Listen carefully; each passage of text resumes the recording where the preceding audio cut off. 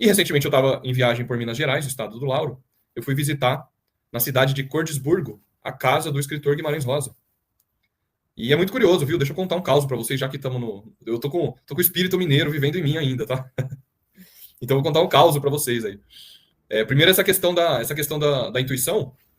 A gente foi na casa que virou o museu do Guimarães Rosa, que é o escritor, grande escritor da obra Grande Sertão Veredas, né?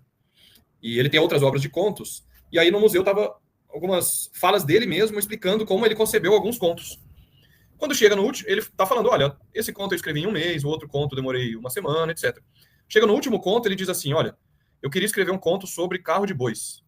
Ele tinha essa temática rural, né, nas obras dele. Eu queria escrever um conto sobre carro de bois. Fui lá e escrevi a primeira história, pensei na primeira história no sábado à noite, e no domingo eu ia escrever.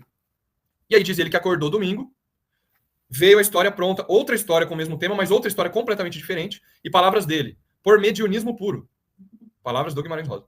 E aí ele foi e escreveu o conto inteiro diferente, e o outro ele jogou fora, o que ele tinha pensado na noite anterior. Por mediunismo puro, ele mesmo disse.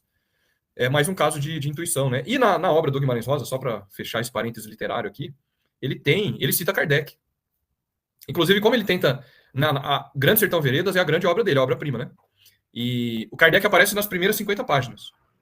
E como ele faz um jogo com a linguagem, ele usa a linguagem meio caipira, ele escreve Kardec com Q-U-E, né, no final. Kardec com Q-U-E, para deixar mais abrasileirado o negócio.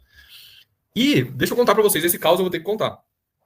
O Grande Sertão Veredas, ele é uma obra de 500 páginas. Me permitam aí contar esse caso rápido. Tá? É uma obra de 500 páginas, em que o personagem principal, o Riobaldo, ele conta centenas e centenas de causos. Ele vai contando história. Imagina 500 páginas, um jagunço, um homem do caipira, do campo, contando histórias.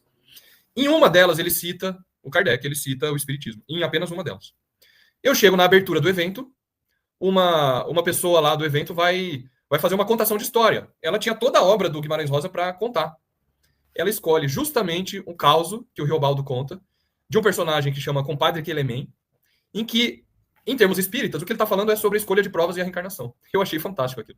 Que ele vai contar de um homem que era muito mal, e que ele era até assassino, e aí, de repente, os 4 filhos dele ficam cegos, e aí ele muda completamente, ele começa a ir para a igreja, vira um homem bom, e começa a aproveitar e tem alegria na vida. E aí diz o Riobaldo: olha, o meu compadre Quelemem, que conhece a doutrina do Kardec, diz que isso tem a ver com outra encarnação, com espíritos maus, etc, etc.